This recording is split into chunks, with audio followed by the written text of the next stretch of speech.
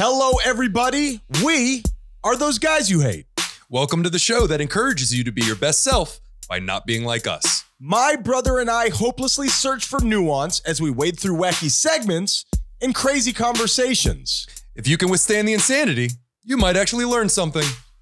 Tyler, what are you going to be discussing this week? Ryan, on this week's show, I have become the victim of my own segment, and I need to be called out for it. And we have a very rare, historical Happy Death Day. What about you, Ryan? Tyler, this week I play a weird little game called Celebrity Mashups, and I try to discuss the idea of us all having secret biases.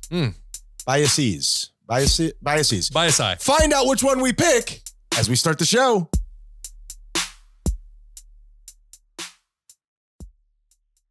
People don't want to work anymore, Tyler. What the hell?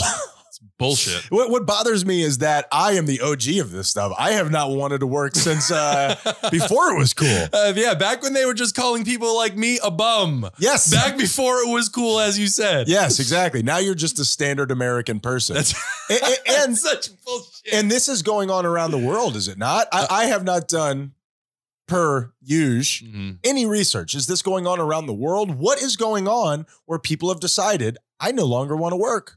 Can you stop saying that? Because What? that's not the case. Oh, have I been fooled by fake news? I think it's a difference in perspective. I think that if people, corporations that are right now, I'm going full Bernie Sanders right here. Full Bernie. Tyler is leaned back in a foldable chair. He's holding on to some mittens. You know what? I'm going full BS. All right, get ready for me. Per usual. Again. If corporations that are currently posting record profits just paid a living wage, people wouldn't mind working. So is that what it is? People finally, what's the correlation between quarantine and people finally saying, hey, I don't think that I'm being treated properly as an employee? Did you see the way that they were being treated during quarantine? Where we got to keep these profits going, so let's make sure we send the people who work at the fast food restaurants, send them out there without masks. College football, make sure we get these kids back on the field. It was never more apparent how it was all about profits and not people than during quarantine, and it is simply built since then. A lot of those curtains have fallen where people who used to operate under the guise of, hey, we care about you very much, but let's all be on the same team, pulling the same rope. That has now, the veil has been lifted and it's like, fuck you, get your ass in there. It's so very rare. First curse word of the show. It's so very rare to see a corporation go, hey, we care about you. Here's more money. Yes. This thing that helps you exist, here's more of that. My little canary in the coal mine, here's a few penance. Well, and I think that we're seeing it just in so many places and it's just becoming common in terms of, I went into a McDonald's. When's the last time you've walked into a McDonald's? I prefer it. Oh God, going inside, what that would do to my reputation? No way. I like to look them right in the face so they know I'm waiting for you, brother. And I did not get my sweet and sour sauce. Let's chop. Well, I've gone through the drive-thru so much so often that I've actually considered wearing disguises as I go through because I know they recognize me and they give me that face like, oh, you're coming back here? Sir, that French fry is not a mustache. And you actually have a mustache. So that is a terrible, not as blonde though. Here's the thing. If you go into a McDonald's now, you order from a kiosk. They have a cash register at the very front that is totally unmanned. The one that is closest to our house, when you walk in, is a wall that is protecting the employees from having to look at customers, which in my job I would like, but when I am a customer, I do not like that. Sure, I want to talk to you, Miguel. Get over here. More and more separated by the day. And we're just becoming that. It's just becoming normalized. It's just becoming how we are. And I wonder what effect that's going to have on life as we know it. Well, and we also have to, the illusion that immigrants are coming to take your job is, I like to think, fallen away. What's really taking our jobs is automation. Things are becoming automated. As you just said, these jobs that were cash register was always a person. Robots, the ultimate immigrant. We got to build a wall, Tyler. Well, technically, I think those machines were born here, so those are American machines. Japan would like to talk to you, Tyler. Yeah, or South Korea. Yes. Yeah, I as things become more and more automated, there's less and less jobs. I think that stands to reason. Okay, I guess so. And somebody's going to need to keep an eye on these monitors. We're going to need a monitor. But I don't know. think that's the point of monitors, is for eyeballs to be on them. Tyler, just relax a little bit. When George Orwell told us this was going to happen, he didn't say we were going to have to pay for the screens. Yeah. My name is Ryan. And my name is Tyler. And we are deeply worried about our world.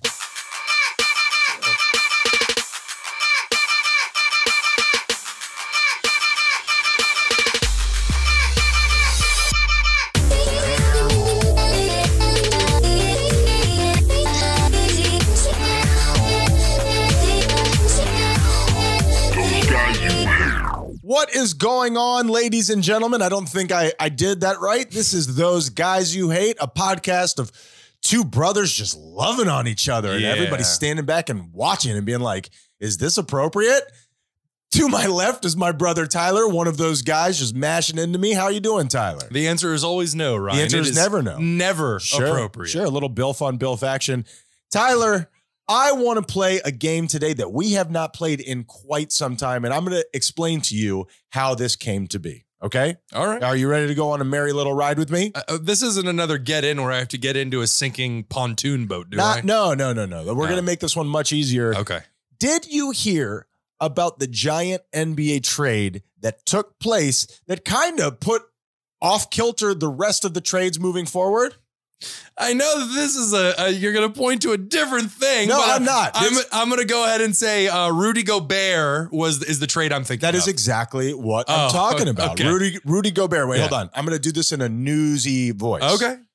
Utah Jazz All-Star center Rudy Gobert is headed to Minnesota this offseason in a blockbuster trade. Hey, you've heard about that. I'd say people who aren't sports fans have no clue who Rudy Gobert is. Rudy Gobert, the guy who started COVID-19. Do I have that correct? No, you don't. He's always in the wrong place at the wrong time. Yeah, that did not do great things for relations within the locker room. For those who don't know, Rudy Gobert at the very beginning of COVID, when people were still saying like, it's the flu, don't worry about it. Sure.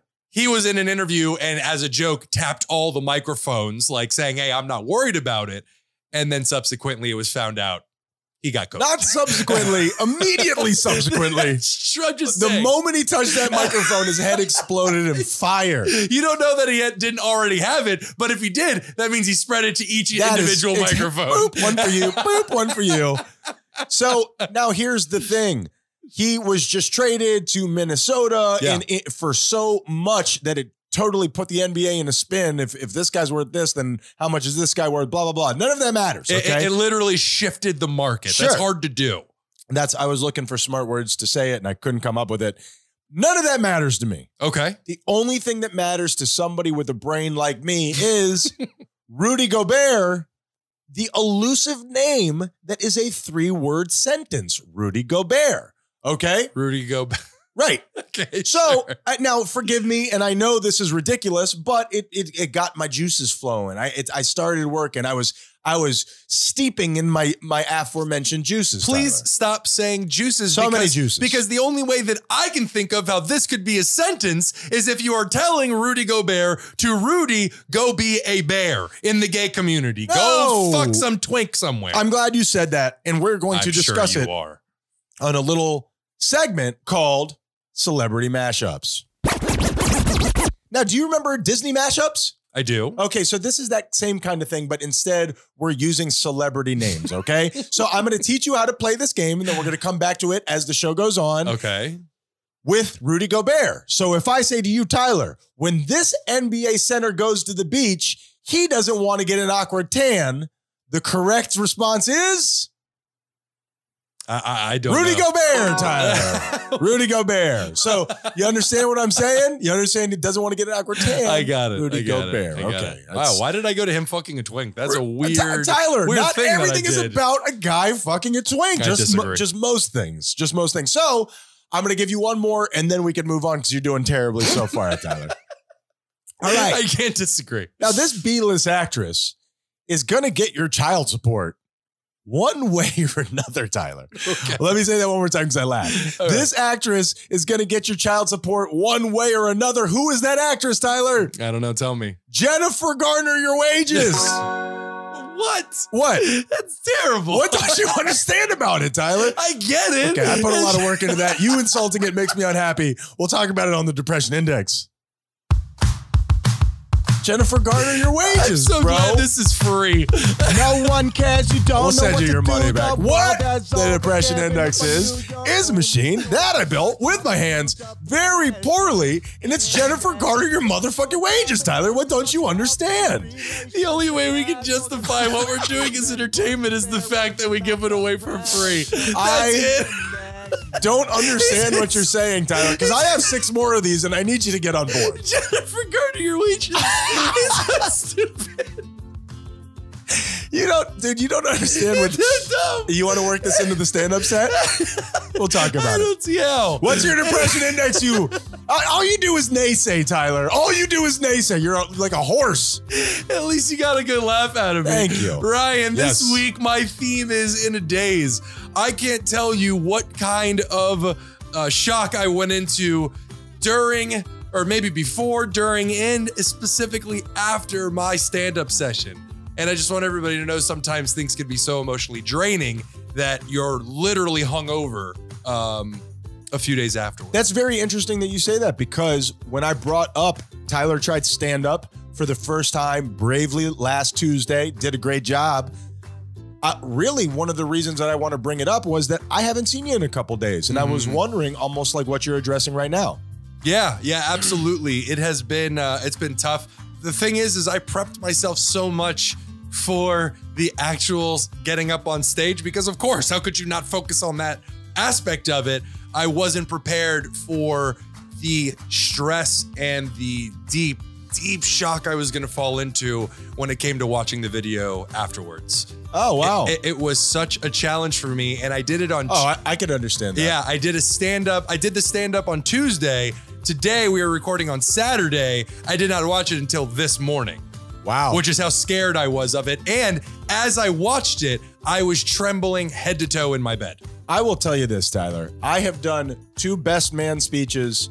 I have done presided over a wedding as the minister one time. Sinister minister. I did the speech at Michael's wedding. I have never watched a single video of any of it. I know exactly what you mean, because I worry that I would be such a hard critic on myself, which I am on a daily basis. Sure. I know my own work. Yeah, and that's what I was experiencing there, but I had fallen into a funk afterwards, and this speaks to my progress. I knew exactly what it was that was holding me back. I'm like, I have to watch this video or else I'm going to be in this depressive funk for the foreseeable future. No, I felt the same way with all of those that I just mentioned. Sure. I said, fuck it, let's do this thing, man. Sure. What, you think you could beat me? I'll kick your ass, me. Think you better than me? Like, you think me's better than me? So this week, just say that there is such a thing as an emotional hangover. Some things that we push ourselves to do can be so scary that all the adrenaline that we experience, we're literally hungover following that event. I think a lot of people don't have the awareness that you do, and I think a lot of people are consistently in an emotional hangover. I know that I was and probably is grammatically incorrect, but you understand what I'm saying. Because I'm not a professional, I can't point to anything, but I would make the argument that most people are in shock without realizing it. Most people when you say that, I think that people think that you're a snowflake loon. Well, both things can be true. Sure, I happen to agree with you as another snowflake loon. Yeah. Do you find difficulty in ever sitting down? Is it always anxiety if you spend too much time sitting down? Or the opposite, do you find it difficult to stand up and go act and do things? Maybe it's shock. I can't stop, Tyler. I can't stop running on this rat wheel. So this week, Ryan, I'm going to say I am at, you know what, man? I'm at a 3 because maybe I don't feel like I'm at a 3. I fucking did it, bro. I fucking did it. Tyler, that's all that matters. I know we have weird tones in our brotherhood of father-son. Sure. I was very proud of you, man. Thank you, man. Honestly, thank you. I thought that you crushed it just going through that day. I could feel the tension in the house. Even in myself, I wanted to see you do well, and I think you did a really great job. Yeah, and thankfully, and this is the last thing More I'll about say. me, though, next time. I am thankful to say that I'm glad, and there's a part of me that's glad I didn't get the standing ovation. Oh my God, he was amazing, because where the fuck do you go from there? It was a very mediocre laugh that I got at certain parts of my stand-up, and I think that's great. I think that's a great place to start. I think the idea of getting back up there and doing it again is a beautiful thing, and I'm proud of you, buddy. And terrifying. I'm at a 3, Ryan. Spin it! 1, 2, 3. Oh, diatribe over. Gross. I believe that now is the right time to gay it up, Tyler. I have had this thought for such a long time. I'm just going to whip it out. I'm going to slap it on the table. I've asked you to stop doing and then we'll talk about it. I will only be able to get what I want when I don't want it anymore. What do you take from that? I will only be able to get what I want when I don't want it anymore. That's, man, I am scared to say, but I will say it. That's pretty deep. Thank you. But that's my nickname, by the way. Pretty deep? Yeah, pretty deep. He's not V-deep, he's just pretty deep. He's deep-ish. Like a pizza in Chicago. He's deep-esque. Quite the abyss, this young man. Well, I think I mean, obviously we're talking about the feeling of want and asking ourselves, why do we want these things? Sure. What pulls me towards these things and why do I want them? And are the things that I want truly that important? And I think when we shift that feeling of want and really figure out what's important to us, the things that we want shift, and the things that we want start, I would say, gravitating towards us almost. Well, this is the way that it comes to me and has been for years. And I'm sure this probably doesn't come through on this podcast, have been in such deep pursuit of other people's acceptance. One of the things that I think truly draws you in on someone, and perhaps this is universal, as well, is somebody's confidence, somebody who's not looking for your acceptance, somebody who can generate that acceptance, dare I say, love inside of themselves. And if you don't get it, that's on you. Like, if you don't feel that way, I understand, but I do. And so I've always felt that the way for me to gain the acceptance of people like I've always wanted is for me not to need it anymore. Yeah. In the cosmic sense, it'd be like, be your own perpetual sun. You don't need the warmth of others anymore. You love yourself. That's exactly it. To become the person that I've always tried to pretend to be. I think this term is thrown around so much, but I'm truly getting a grasp on what it means to really love yourself. I was on this last vacation that we just went on, and I was talking to Mr. Michael, our older brother, and I don't think I'm betraying any confidences here by telling betray me them. He said, I've been talking to a therapist recently, and I had this breakthrough. I'm not a piece of shit. And that's not saying I love myself. That's not saying, yuck. That's not... really wedged in there deep, Tyler. That's not saying I love myself. That's not saying I accept every part of me, but it's the beginning of that. And I really, I think that's a beautiful journey. And I feel like I'm saying something that everybody throws around. Love yourself. Your own, relationship with yourself is the most important relationship. All of these things that it's just platitudes that we throw around. And also, it's so deeply true. Well, the golden rule, treat others how Pee on people. I'm sorry, Tyler. I'm really uncomfortable. That just shot out of me. Yeah, in a much stream. like when you try to pee on people. And when I get like that, I make sophomoric jokes. Yeah. So forgive me. Yeah. You're in luck. I have more. Sure, wonderful. Puns now. Pee-pee. Just go on. Say what you're saying. Rescue me. No. This is, I don't want to rescue you from the consequences of your actions. You must learn from this. Normally, I just keep going, and I will sit here. I'll rub my nose in it. Sure. I've made Release valve. I've made a mistake in the house, and I'm sorry. Much like the golden rule, you've heard it 1,000 times, treat others how you wish to be treated. It has become trite at this point, but only because it makes sense. It has been said so many times because the point rings so true. Sure. But no matter how true something might be, as I said, you say it enough times, people begin to roll their eyes at it. And I think that's where we are with love yourself. Yeah, you hear it again and again and again. It's, to a lot of people, hey, that's a lot easier said than done. I would have been at a point in my life where I would tell you, fuck you. Like, love myself. How am I supposed to do that? Well, it's a journey, like I said, and some of the simplest truths in life are the hardest to understand. This week, I've had a crazy week. There's a lot of stuff going on in my personal life that is uprooting me, and I've never handled it better. This adversity that's going on, I'm hanging in there. Good for you. I'm at a 5 this week. 1, 2, 3, 4,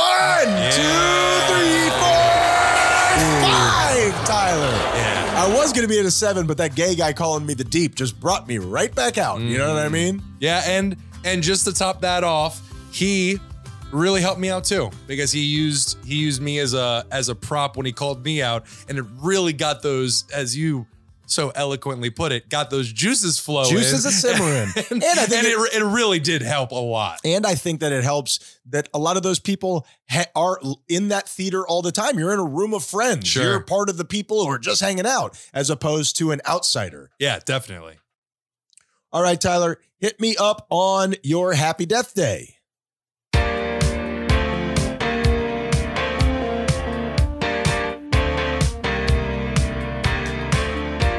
Oh yeah, Ryan. It is that time again. Happy Death Day. Tell the people what Happy Death Day is. Happy Death Day is when somebody unfortunately dies. Tyler and I party on their grave. We order some pizzas. Damn it. We give them the golden rule, Tyler. All right, I guess we're changing what the golden rule means. That Abraham Lincoln. We're bringing it back. That's it. It is not when we dance at somebody's grave, it's when we celebrate somebody's life after they have died. Oh, is that true? Is that what it is? That's how it works. I gotta start paying attention, man. We've only discussed it 1,000 times. 127 times. Ryan, a very rare historical Happy Death Day. This week in history, William Henry McCarty Jr., aka the guy who invented that rum. Billy the Kid, Ryan. Oh, Billy the Kid. Billy the Kid died this week in 1881. What's his name again? His real name is William Henry McCarty. Stick with Billy the Kid. That's absolutely. Your marketing is going to go a lot better with Billy TK. So wait a minute, he's BTK.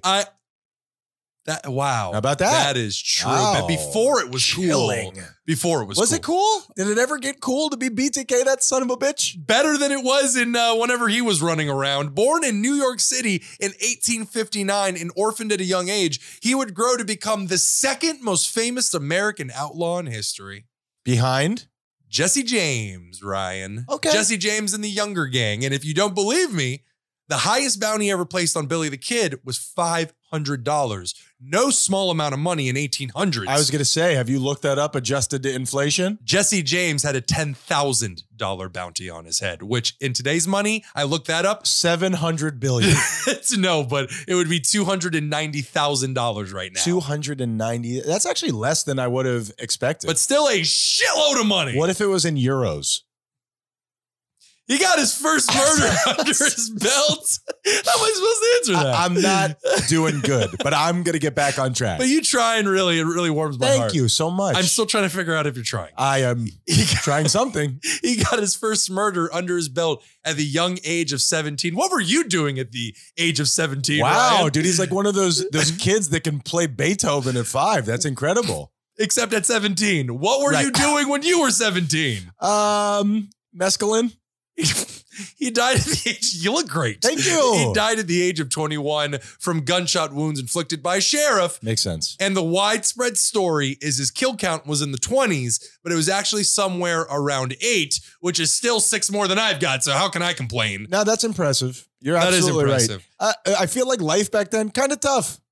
Very difficult. Kind of tough. Very difficult. And what is this statute of limitations on when I'm allowed to make fun of how somebody looks? Because I can tell you why he got into the criminal lifestyle. BTK? He wasn't doing hospitality at the time. His headshots did not pop the way that you need them to. It wasn't great, but this is a Happy Death Day and I shouldn't be insulting the target of a Happy Death Day. It sounds to me like he's not a good dude. I mean, like, what are we celebrating? It was a tough time and he was a historical figure, Ryan. Okay. That's what we're celebrating. Okay, we'll put him in the same, pantheon as Marjorie Stoneman Douglas. You guys hang out, have a sandwich together. Booker T. Washington and Billy the Kid. That's exactly right. BTK, Billy the Kid, Happy Death Day. Nice. BTK keeps it rolling, Tyler. I love it. One of the rare ones where we just start insulting the target of our celebration. Well, again, I don't know that this guy deserves our praise. I haven't done a lot of research on the OG BTK, but he sounds like a criminal and somebody who killed people for no reason. Well, we celebrate life during that segment, and I'm wondering, is it so long ago that it's okay? It's a historical figure. He hasn't hurt anybody in my family. So could you say the same thing about, I don't know, I'll just pick out a random historical figure, Adolf Hitler? Who's Tyler? Albert Hitler?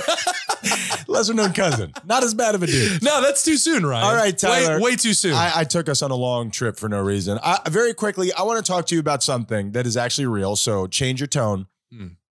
As I said, I was talking to a stand-up comedian friend of mine, the only person that I'm close with who is a regular stand-up comedian. His name is JJ. We work together. Hilarious. Love working with him. Love that guy. Also performs at the rival theater of the one that you did. That you don't know the name of. Stop saying that, Tyler. But here's the thing. He talked to me about the theater, so he was obviously very aware of it. Sure. And this theater in particular was in Little Haiti, correct? The one that we went to. Yes. It's called the Villain Theater. It is in Little Haiti. Yes. Yeah, you have to go. Yes, you're absolutely right. It is in Little Haiti. Right. So as we were talking about it, and JJ happens to be black. And the reason that I bring it up is because it's relevant to the story.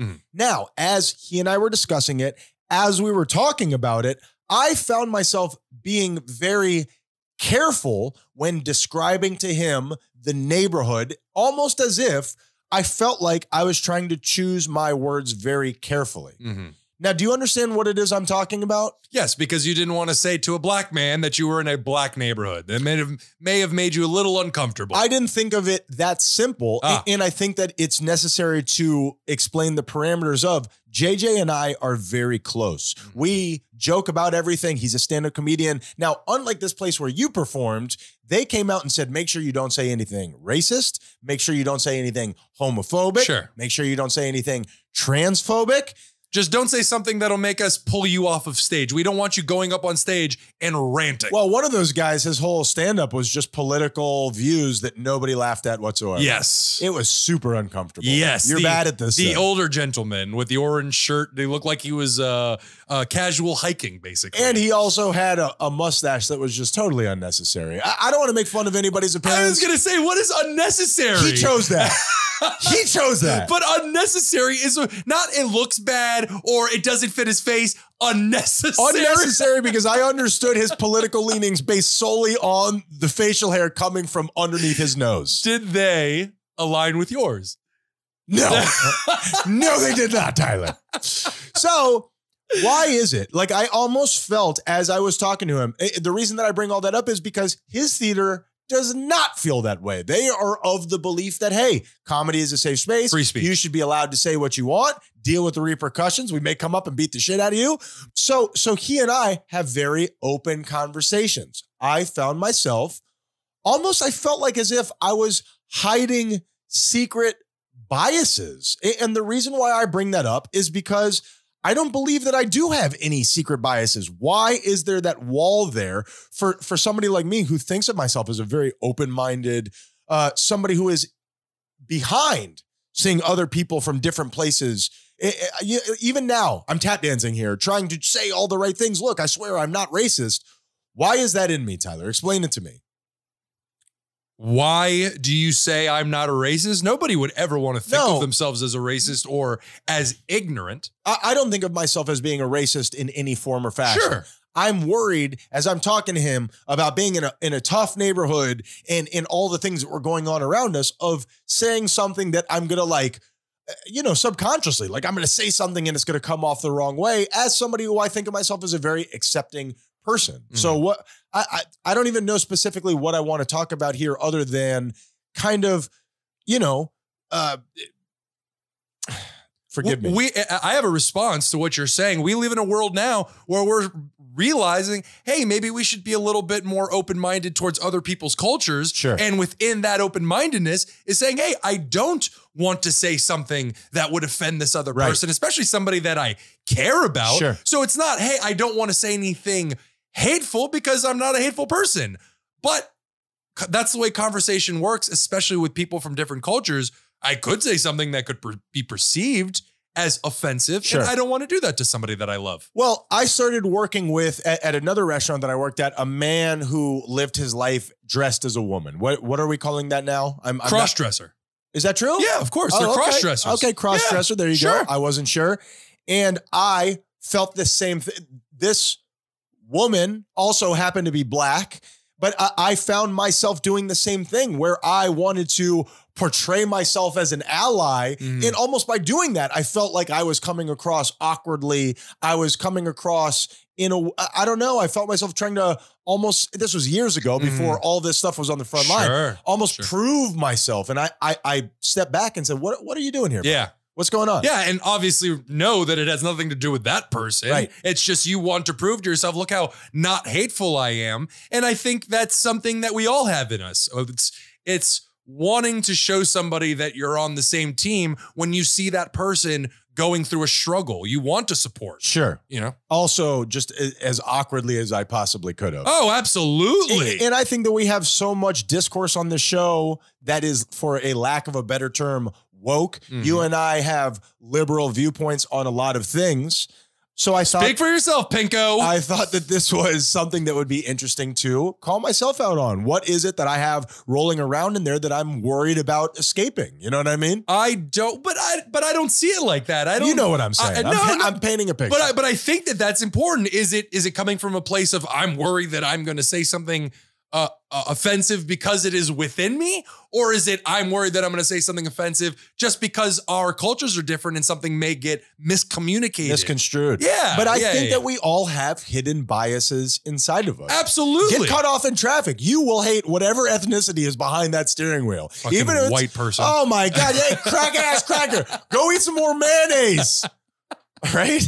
I guess. Is that I think Miracle Whip is more specific and offensive. That's what I call my car. And that's it, Tyler. I don't really have anywhere else to go with that. I just thought that it was an interesting situation that I thought maybe we could get a little bit of content out of. I don't know if you would have the answer to this, but was this a person who is this a person who transitioned to a woman, or is this just a dude that was wearing women's clothes? At the time, I did not check, but I'm under the belief structure that there was a penis still involved. This was way too serious. Inappropriate. So I'm going to fix it with some more celebrity mashups. All right, Tyler, better be better than the last. Jennifer, garnish your wages, We heard Tyler. you. I don't think you get it. Okay, you're not making me feel confident moving into this question. This is one of the most notable actors in history begging you to stay at this exact speed, Tyler. I have no idea. Tom Cruise control. No? Yeah. Okay, you know thank you. Yes. Tyler, please come to my side. Yes. This is all I have is wordplay and vague racism, Tyler. So please support me. Thank God for the vagueness. Now, before we go on break, I just need to know about this one quarterback, Tyler. This one of the most prolific quarterbacks in NFL history tells your unit to get into defensive positions. Who are we talking about, Tyler? I don't effing know. Peyton Manning your stations. That actually makes sense. I was going to say that's appropriate. Yeah, I guess you're right. Let's go ahead and take a break, and I'm going to force you to laugh at this. What's going on, everybody? Ryan Menendez here. Now, I know that you're such a fan of this podcast, you already know it, but part of this advertising is me explaining shit to you that you already know. Buckle up! So much of this podcast is based on me being a total kook. Now, a bunch of people have reached out to me, and they have let me know that they want to be a kook too. Now, this isn't something that you just stumble on. It doesn't happen by accident. You gotta put in practice. 10,000 hours, am I right? So what you need to do is read the books that I read. Now, what we've done is we have signed up to work with Audible so you can read the books to become a kook like me. THOSEGUYSYOUHATE.com. Now, here's what Audible wants. They want for you to go over there and get a free book that I'm offering you so you can read, you could get on board, you could sink below the waters and end up in the same place that I am. And what they're hoping is that you'll get that free book, you'll sign up, and then you'll forget to unsign up, and then they can charge you at least once, okay? You know it, I know it, we all know it. beat the system by breaking that contract before that happens, or stay with them and continue to learn and grow and flourish like a big boy. So if you go to THOSEGUYSYOUHATE.com right now, all of my reading recommendations are there. You could sign up and get the book for free, and then you have 30 days to cancel your membership, and you don't get beat on the deal. You know you won't because you're lazy. That's why you haven't moved out of your parents' house. We love you. Thank you for supporting Those Guys You Hate, and let's get back to the show. Those guys. All right, Tyler, I'm just going to throw this at you as we go for a little break. I know more about physics than Isaac Newton ever did. You hate. I'm going to say no, you don't. Of course I do. No, you don't. He didn't even know what a freaking atom was, okay? I do. I went to school with an atom. What's an atom? An atom is just I don't have to prove myself to you. That's a Smarter than Sir Isaac Newton. weird example to go to. That's not how conversations work. It's not a test. This isn't tests, my Haitian. This is a conversation. You're being a dick. Those guys you hate. Guys you hate. Guys you hate. Guys you hate. Guys you hate. Red circle. She's doing it. Good for her. I'm so nervous. Good for her. I'm so nervous, Tyler. I Good don't for know her. why. She's dressed up all cute. I'm like, that's a good plan. It's a way to go. Yeah. All right, Tyler, welcome back to the show. Enough of our personal lives. Tyler's drinking a mid-afternoon beer. Well, it's a pre-party beer. Pre-party beer in the afternoon. Ryan had to switch his schedule around this week. He usually has Thursdays off from his second job. Right. But unfortunately, he had to work to come see me. That's right. Do stand up. And because of this, he is going to miss the party today. And you're missing out. I don't mean to shame you, but shame. I just am not in the mood to get really drunk today. I've been, getting after it for the last couple of days, and I just need a day to relax. And I don't think that it's not the right fit today. I love you so much. You know what is the right fit though, Tyler? No, I don't. I'm going to tell you. Celebrity mashups, Tyler. It's been going so well. Scared the shit out of me. Sorry about that. Yes, please clean that up. Celebrity mashups, Tyler. I feel like you're enjoying it. I feel like the audience is enjoying it. Let's do some more of it. Are you ready for it? Yes. All right, Tyler. This stand-up comedian was finally put in jail under the controversial 3 strikes law. What? Richard Pryor convictions, Tyler.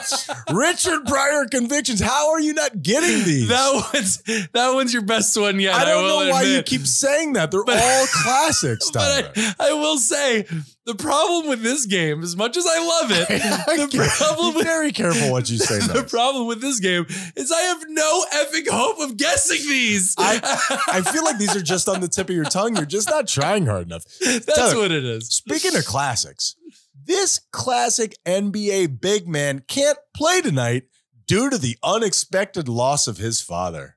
I don't know. Alonzo Mourning a death, Tyler. No, Alonzo Mourning a death. I genuinely tried on that one. You could have gotten that one. I was like, Shaquille O'Neal. No, nothing. Tyler, when you missed that Damn one, it just made me go, oof.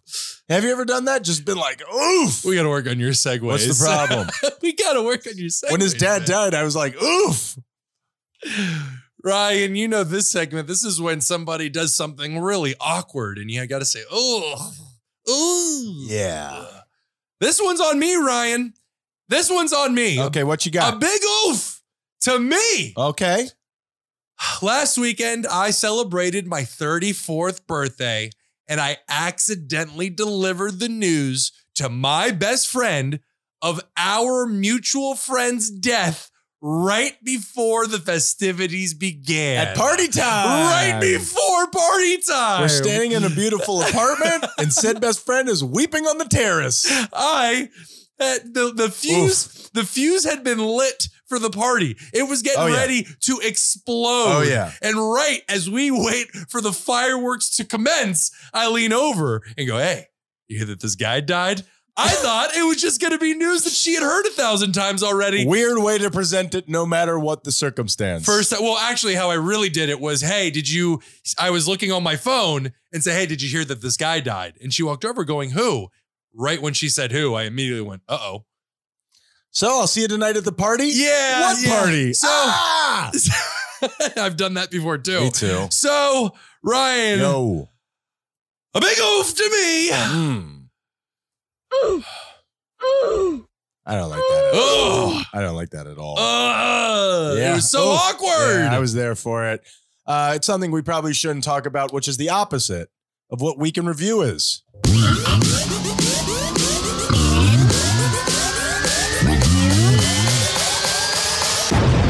Week in Review, where Tyler and I say wacky things, and every other week we come back and we do a little research. Tyler, last week, for some reason, we discussed which was older, sandals or hair clips. I don't know why. Did I find out? I hope so. This one's important, Okay, Ryan. here's the problem. I don't know why. It's been obfuscated by human intellect, Tyler. Sandals, 10,900 years before the present. Damn. Hair clips, 30,000 BCE. Damn. How do I compare those two? What do they mean? Are they the same? Are they not the same? What the hell?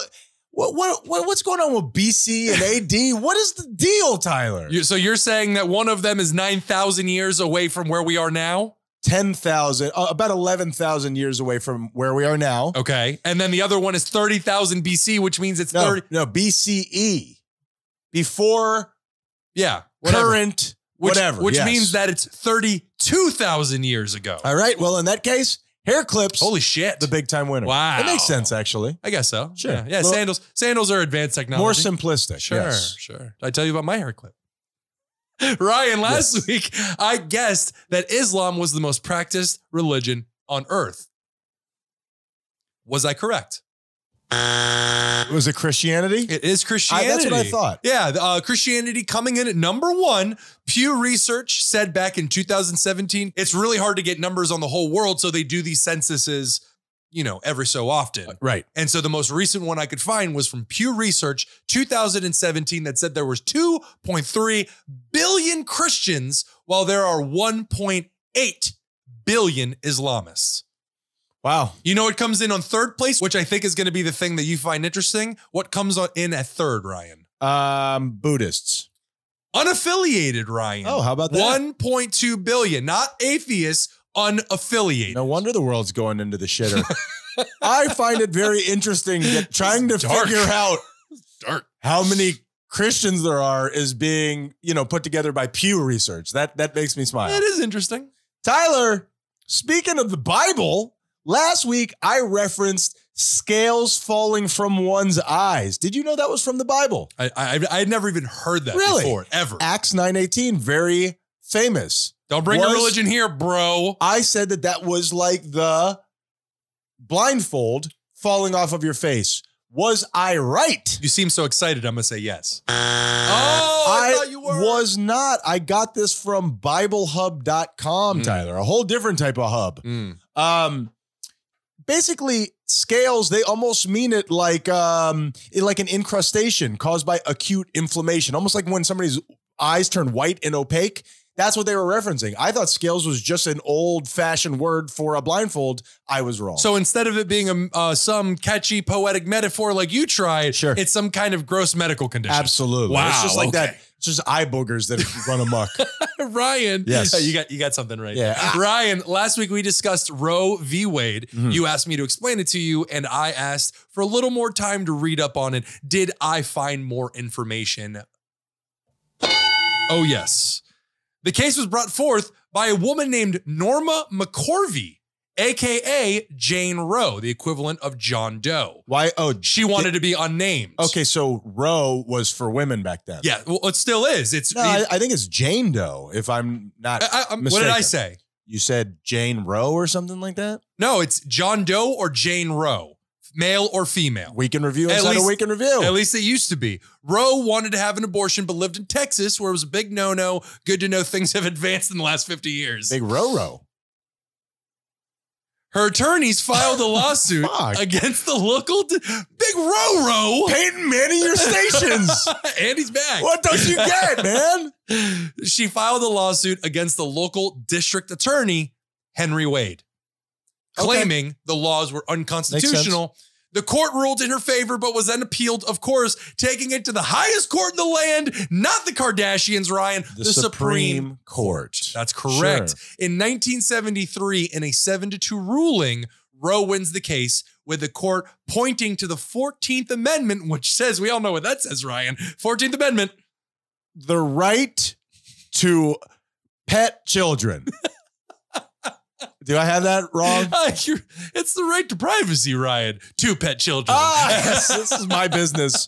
Please get off my lawn. The 14th Amendment states the right to privacy. The problem with that is what privacy means to you may not be how I perceive privacy. So, depending on who's sitting in the judge's chair, how they perceive that thing could differ from person to person, and does. So you're saying appointing different people in the Supreme Court could change the way that the country works? Yes, Ryan. Now, a final thing I'll say, Ruth Bader Ginsburg, who criticized the ruling not only after, but before it even happened, joined the bench, before she even joined the bench, argued that instead of one big universal ruling, they should have deemed it unconstitutional and left it at that with no further action taken. So basically saying they're trying to say, hey, you're not allowed to have an abortion. Supreme Court comes in and says that's unconstitutional, and it should have been left at that with no further law being implemented. Wow. Draconian. Yeah. So, but now the fight has restarted, Ryan. The fight has begun. Yay! Now because the law has been taken down, now there's a reason to fight again. RBG actually thought that people fell into a sense of security and safety, and so they just stopped fighting to codify abortion. Okay. Now people are going to take up the fight again. I hope that wasn't too long and too boring. Absolutely no problem. Back to you. Let's get back to making fun of you. Tyler, last week you called it the oomph degree. Did you sound like a jackass? Oh, sure. And then when I pointed out, you just kept saying, oomph, oomph. I did. It was fun. Yeah, just to kind of ease the tension. It wasn't to ease the tension. I was being goofy. It's the nth degree, NTH, the nth degree. And I don't know if you're doing it on purpose, but you sound like such a shithead which when you say that. Means to the utmost. Are you done? I'm done. I'm all finished. Ryan, last week we discussed rhino horn on the black market. Okay. What the hell is it actually used for?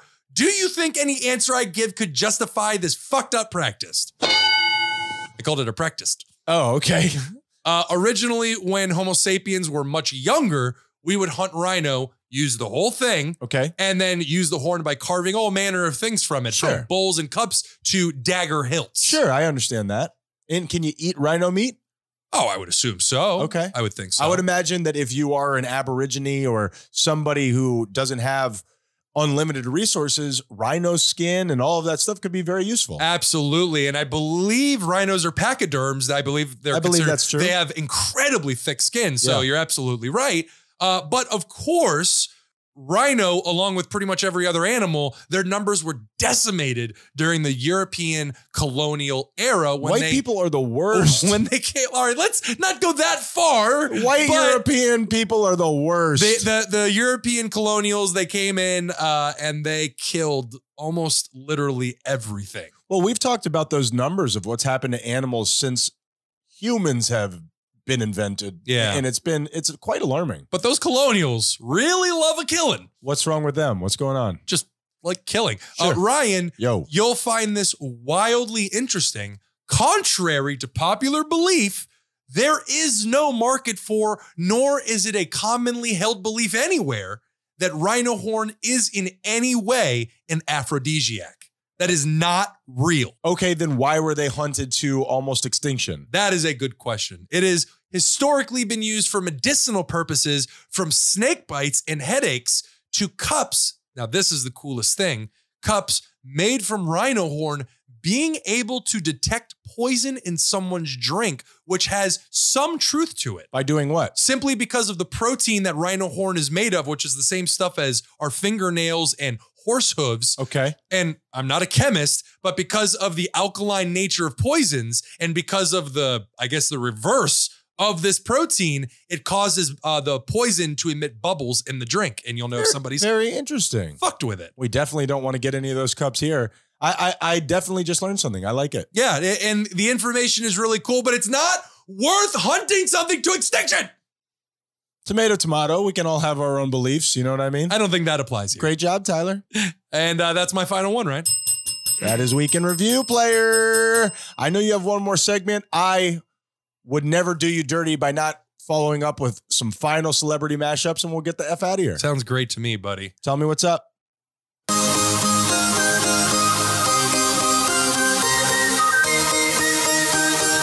Ryan.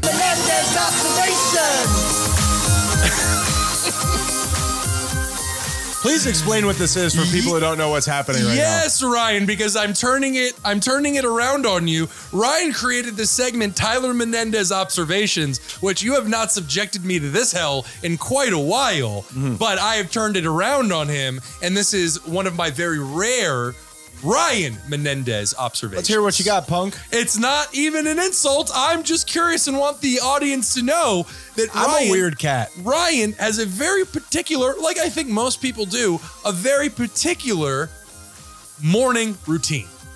Very specific morning routine. Very, very much so. And during this morning routine, he likes to sit out back. That back patio is yours. You have claimed it. I've seen you piss and poop all over it to claim your territory. It has nothing to do with that. I'm just lazy.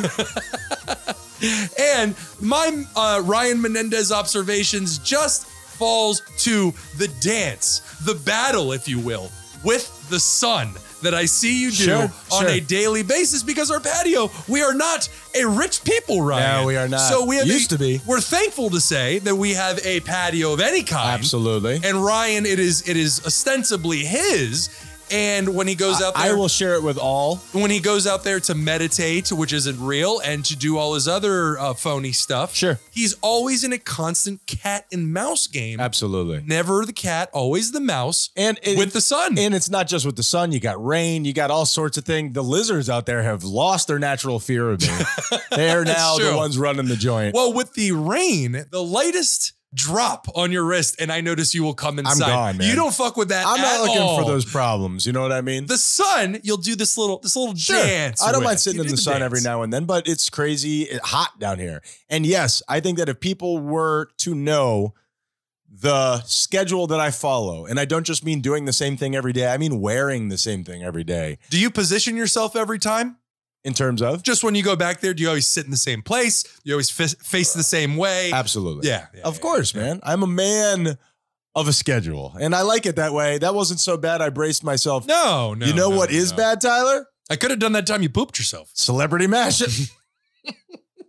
Celebrity mashups.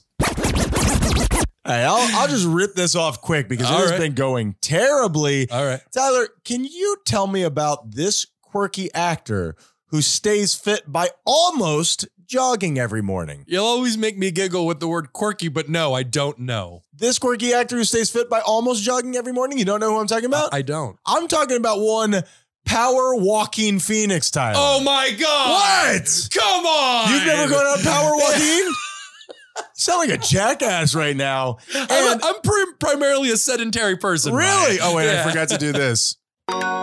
And finally, Tyler. There's something weird about you giving yourself the sound effect. I don't know what you mean. Tyler, for my final one. This old time rocker doesn't like to give away his favorite places to sleep under the stars. What? Where does John Cougar Mellencamp, Tyler? I'm dying to know. Someone tell me. The vistas look beautiful on all his Instagram stories. That one may have saved you the rest of the way. I'm back, baby. Great job. You saved the best one for last, and the payoff was worth it. This is literally what happens in my brain all day long, and I'm glad that I can inflict it on someone else. Inflict being the right word. Speaking of inflicting on someone else, please tell them how they can be part of all of our stuff, Tyler. THOSEGUYSYOUHATE.com. Write us.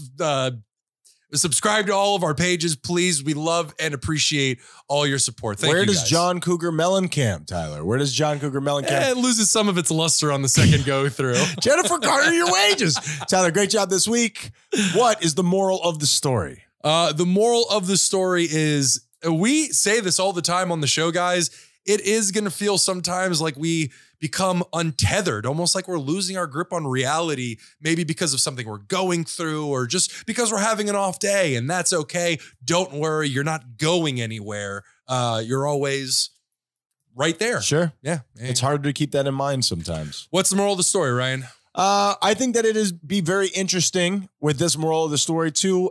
I think it's okay to kind of, maybe this is in the same vein of what you were saying, kind of venture through what's going on inside of us. Do we have these biases that have been installed in us in a time that we weren't even aware? When you're a victim of your environment for such a long time. It's okay to root through some of those boxes in your subconscious's attic and be kind to yourself and be nice, and everything, much like you were kind of describing, is okay. Yeah, and as we go on this journey or self-discovery, whatever you want to call it, these behaviors that we've normalized that are actually very self-destructive, be patient with yourself as you start to discover them, because that can be confusing as hell. It is a scary time to be alive. We are those guys you hate. Be kind or we'll kill you? Weird time to... What? I had something. I had something perfect, and then you kept talking. I'm so sorry. You do that all the time. I do. I just want to keep talking to you. Bye.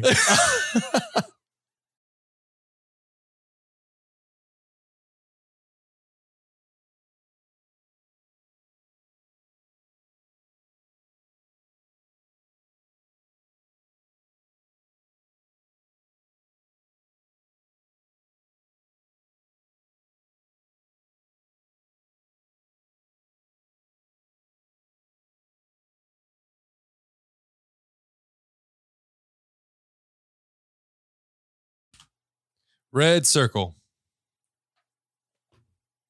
Red circle. I got something weird going on with my voice, Tyler. How so? I don't know. It just feels like just feels not fully there, but it's okay. We'll get through it. We're professionals. It sounds as sexy as ever. I got to be honest with you. Really? Yeah. Huh? Yeah. How about that? Tyler, making my nipples twitch. Is there anything are you going to talk at any point today about your stand-up experience? If you'd like me to. I hadn't planned on it, but if you'd like to ask me some questions, how about just like right now? We can do it right here. If you'd like to turn the lights off and feel around in the dark, and we can just play this game and see where we wind up. In my mouth? That's one of Dane Cook's jokes. Is it? Yeah. Oh, fuck. Yeah. Well, how does it feel, Dane? Huh? Oh, no, don't be a dick. You and Shooms? Don't be a dick. So how did your stand-up birth go?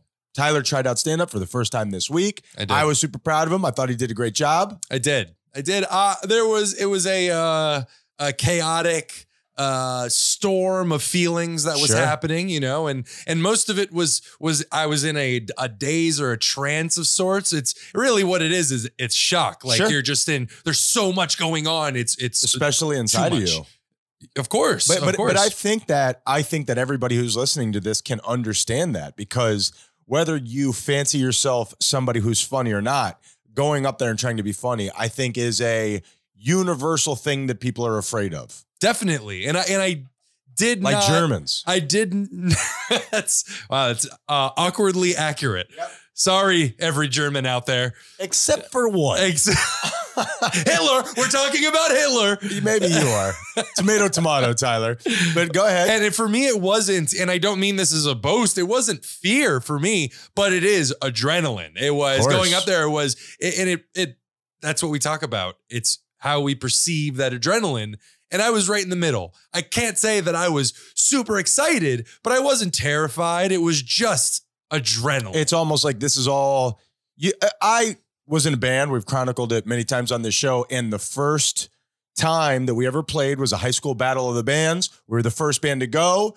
The curtain came up and I forgot all the words to the first song. Yeah. And it's really scary. I went into shock, some would say. Mm-hmm. Not as I hadn't planned it on that much fetal position during that particular show, but you roll with it. Oh, so you went literally. You went fainting goat style. Sure. I just went into a ball and just rolled off the stage. My bandmates very displeased, but I even felt that way about the first stand-up comedian at this thing, man. You're going in dry. Drink up, everybody. Yeah, and I had done the thing where I was like, man, I had read this. I got it down for the most part. I did not have it down. I finally went back and rewatched the video of me doing it, and I barely stuck to what I had written down. But isn't that what you want, to be able, like a jazz musician from the 1930s, you want to be able to improv your way to the top? Oh, that is a sweet comparison, what you're doing. And you got to be a little blacker, Tyler. A little bit blacker. It's extra sweet comparison. No, Well, the blacker the berry, the sweeter the juice. I definitely think that you should go in there and be malleable and be able to work with that stuff and get Sure. the energy from the crowd and give it back for sure. But what you want to go up there with is ostensibly a script. You Of know, course. you know the notes you're hitting. You know the joke, the punchline. You know, and it ends, or excuse me, it flows like any other kind of art in a wave. And I was trying to force it, and it was. And that's what I think. It's more your style. I think it's, some people would, like Seinfeld famously hits his mark, and then you've got some people famous like Bill Cosby who just improvs. You know what I mean? For sure. And I think it just comes down to, just like with starting this podcast, just takes getting used to it. Remember when we first started, and I don't even mean the sound quality or anything like that, just the nervousness of us behind the microphones. I still feel that way. For sure. And there still is some of that residual feeling. No, and it was cool. We had a really good time. I thought that you did great. Can I speak to a feeling that makes me feel selfish? Sure. An emotion I experienced that night that made me feel very selfish. Please. I, in my insecurity, really didn't want anybody there. Like, I wanted just a couple of people to help document the night and me do it with nothing but strangers in the crowd. And what wound up happening was about 12 people showed up. You did own half of the room. I did. Yeah. I did. And man, I feel so bad saying it out loud. There's some real anger there because I remember being there, and half of me was like, man, how lucky am I that I have all these people that care about me and want to support me. And the other half was like, motherfucker, bro. I told you what I wanted. I didn't want anybody here. All right, and now there's a fucking crowd of people that I know. Let's name names, Tyler. I What do you mean? I was there. I better not be on this fucking list. I'll tell you that. Well, it's just the dichotomy, the war inside of me, and like, how lucky am I? These motherfuckers. That's what you're talking about. I just, we'll cut that. Yeah. Well, I'll cut that out. But you know what you did, bitch. It was the fact that, like, I remember just standing there and looking at the crowd and just switching back and forth. Yeah. Happy, sad. Tyler, what you're describing, I deal with on a daily basis, in terms of, like, I'll get really angry about something, and then there's somebody else in there that's like, this is really selfish. This is things that happen to normal people all the time, and you're being a bitch right now. And the other me's like, fuck you. And then somebody else is like, don't talk to him like that. Yeah. It's weird, man. I was going to say, yeah. quite the cacophony you have going on. Suicide's the there. only answer, Tyler. Jesus, dude. Are you in a mood today? I got to tell you, you are very hard to work with. This used to just ebb and flow. And now every time I call somebody out specifically by name or make a suicide joke, the whole thing comes to a crashing halt. Right. And that wasn't a suicide joke. You literally just said suicide is the answer. That's the joke. That's not a joke. That's the joke. Suicide is not the answer. And it's not the answer. That's the plot twist that nobody sees coming. And I will say this, my own. You are dark today. My, I don't know what's going on with this Ryan, but he is dark. let's get through this. It's My Chemical Romance, Ryan. And it was great. And there were a couple of really people who looked really comfortable up there. There were a couple up there. We were in the second row. Sure. And I was digging my nails so deeply into Nicole's arm that I thought I was going to take back, a fist. Because pound of flesh. I can't operate in that kind of awkward. Have you ever experienced somebody bombing on stage before? Like that? Amateur show, they're right there in front of you. Because of my anxiety, I experience people bombing just in regular life. Like, you thought that was going to be like my suicide joke, but on the opposite side. Sure. And then that would make sense. And then my narcissism was soothed when that gay guy called me out for being handsome. And I was like, okay, here's the thing. I was uncomfortable here. This wasn't about me. But we're back, baby. Like that soothed me. For the rest of the night, I was like, everything's fine. For anybody who watches the show, the comedian on stage referred to Ryan as the Deep from The Boys. I got to tell you, kind of a dickhead thing that he did to me, because now as we're watching the show, the Deep does some pretty embarrassing things. He's an embarrassing character. And I'm like, what are you doing to us, bro? But he's handsome. Hard to argue. And he loves dolphins. Boy, does he love dolphins. No spoilers, but dolphins. Yeah, he is. He's the Aquaman character. Is it really more that like much? Awkward Man, bro? He is cringy. That's as pretty all good. F. He really is, and that just on a branch of this conversation shows really good. Surprise Book Nook. Check it out if you haven't. Boys, I got to tell you, it is as captivating as any of the first 2 episodes of anything that I've ever watched. You know what I mean? So going back to the original conversation, you've discussed it in the past. Could you ever see yourself standing up there and doing that? I honestly think that now that I've gone and experienced it through that prism, I think that I could do it. I think that we could do it. Which I think is very important as well, is experiencing it, because that's what I did, is you go and you sit in the audience and go, okay, what should I expect? Sure. And yeah, it's scary, but also I think that's a circumstance that I've enjoyed throughout time. I think you and I getting up there could be really fun. For sure. And I think we could have a lot of fun and play off each other and draw the crowd in. Definitely. And I think it would ease some of the tension. Oh, absolutely. Because you always have somebody there to rely on. I'm not terrible. He's terrible. No, it's not me. I know my lines. Tyler, you're supposed to walk here, you idiot. And just to close. Exit stage left. Don't say that. Just do it. And just to close this little loop here, one of my buddies that I work with is also a stand-up comedian and apparently is working at the rival theater. JJ is very mad at you. Whoa! Apparently, you popped your cherry in somebody else's bedroom. Oh no! And bro, it is like the biggest theater geek gang war that I've ever heard of. He's like, you guys went over there. You're supposed to be in my troop. You don't go. And I'm like, brother, this is sad. Wow. You're doing something that is sad. I've inserted myself in a turf war That's of exactly sorts. right. Can we name drop it? Can we say do you know the name of the other club? I don't, but thank you for doing that. Thank you so much. Why don't you listen to JJ? JJ, I love you. Try to use my name a little bit more often when talking to me, so I tune in. Speaking of tuning in. You are the embarrassing character. You are the D. I am Awkward Man. Let's do the show.